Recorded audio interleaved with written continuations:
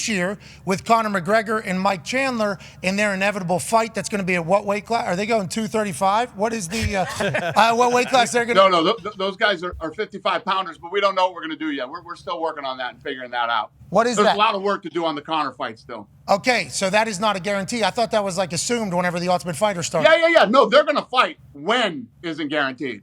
Okay. When? What weight class? What are these guys doing? You know, Conor's filming this season The Ultimate Fighter with Chandler, but Conor's still coming back from that shin break. So, you know, there's still a lot of questions and ifs, and we don't have answers yet. And you know, and so does Conor, right? Conor knows, and you know, that if he's doing something, all eyes are on it. Yeah. What an enigma this guy is, huh? What an absolute phenom. This guy, everybody, he walks into a room, every human just goes, what the fuck is that? What, you know what I mean?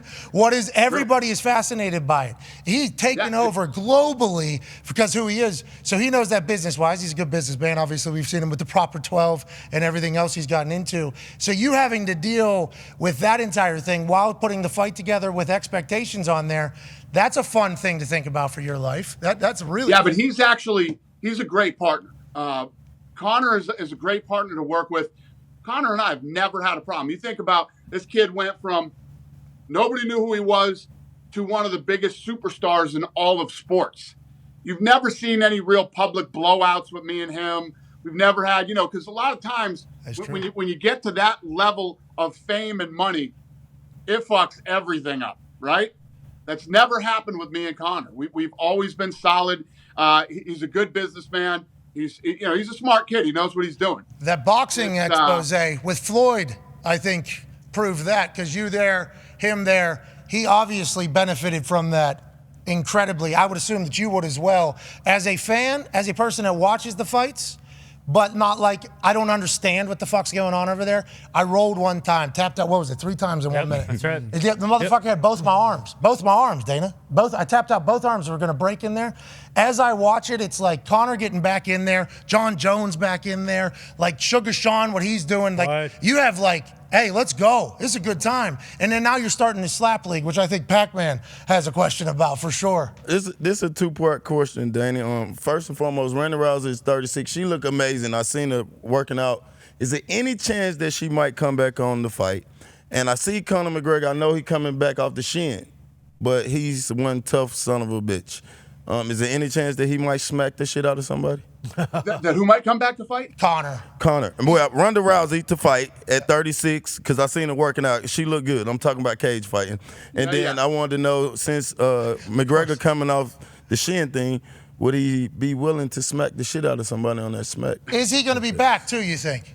Obviously. So Ronda Rousey achieved everything you could possibly achieve in MMA. She took the sport to a whole nother level, especially with women. And, she made a lot of money, and she did very well for herself. Then she went on to the WWE. She's killing it over there. She's got lots of sponsors and everything else. She's married. She has babies. She'll never come back to the UFC, but she'll never be forgotten for what she contributed to the UFC. Conor McGregor is definitely coming back. We're just trying to figure this, like I said earlier, all the weight class, to this, to that. We'll have that figured out in the next couple months. Okay, couple months. All right, so we're not worried about that. Neither side seems to be worried about it. Both sides understand what is being projected and expected, and nobody's worried about it over a couple-month period. Okay, good news. Let's talk about this slap league, dude. How's this going? You remember you were at Radio Row, and I was like, hey, Dana, I'm watching these people. Boom. And then I think about your program. You're on Rumble, obviously. You're available on Apple TV. You're on Fight TV. You're like this is a digital show. First fully almost digital sport that is taking place. And since the beginning of the internet, people getting in slap has been very successful. Oh, yeah. Very, very successful. How have you experienced slap and its growth? And has there been a lot of you told us at Radio Row, the same shit that was being said about the UFC 20 years ago? Has that continued? And have you experienced the same path still?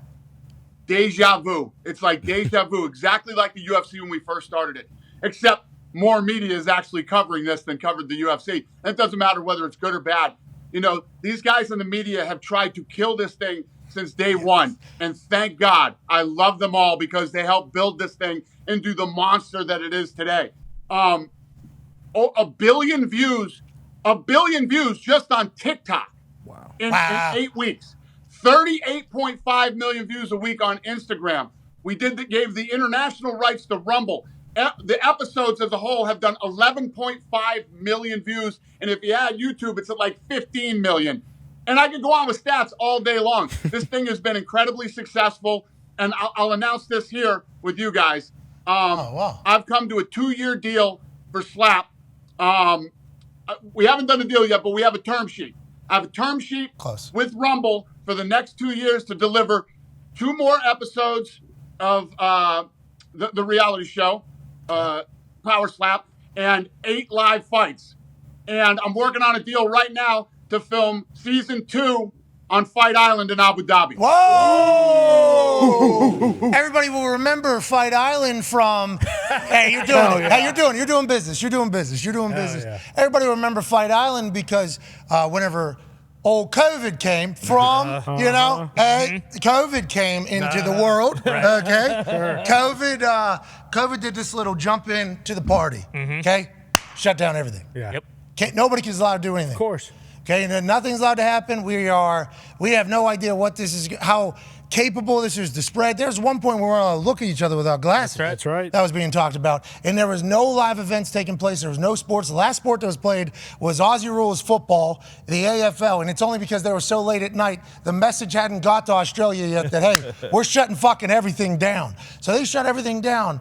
And then all of a sudden, Dana White, sitting in his UFC office in Vegas, walks around. He gets on the horn, calls everywhere on earth to find out if he could build a bubble. This dude wanted to do like the fucking dome, basically. Biodome movie, so that he could continue to put on fights and fights and fights. He finds this fucking place, okay? Then he goes to his broadcasting partners, Disney, ESPN. He goes, hey, good news, okay? Nobody else has been able to fucking do this. I have a connection in fucking Abu Dhabi that told me I could build a dome over here. They said you can't do it.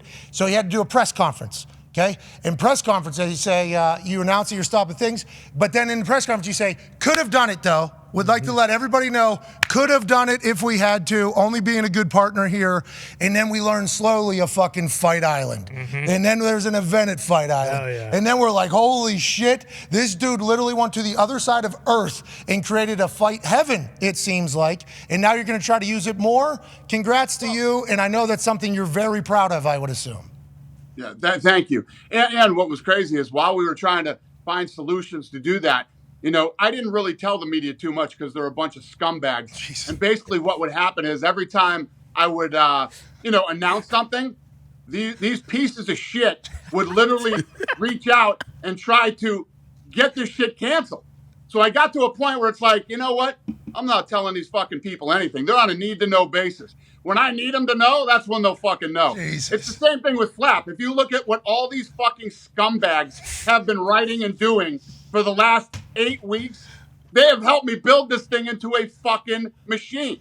You know what I mean? And right now, it's like yesterday I announced at the press conference, we've received approval from 5 states to hold Slap events. There's an additional 5 states where Slap's going to be supported by the commission and being added to an agenda. And then there's an additional 6 states where Slap is being discussed for approval by the legislation. I didn't name one state because every fucking scumbag in the media would have been on the phone trying to call these states going, what are you doing? This is horrible. This is disgusting. You know what I mean? And what I'm going to continue to do is build this thing and grow it and shove it right up all their fucking asses. Okay, hey, good luck out there. Hell yeah. Good luck out there. Now, AJ, what do you say always? You're persecuted. What is it? What's the saying there? Oh, like does people, I guess, persecuting you make you stronger in your beliefs and how you do things? When people come at you and try to say, hey, you can't do this, this is not right? I love it. Yeah, it seems like that. That's the shit that gets me out of bed in the morning, man. You know what I mean? Yeah, I felt that. Yeah, I felt that in that last answer. We really. Why are they doing it, Dana? If they know they're building your brand, they're doing all this, it's helping you. Why do they continue to write these things and say these things? Because they're that fucking arrogant and they're that fucking stupid that they don't believe they are.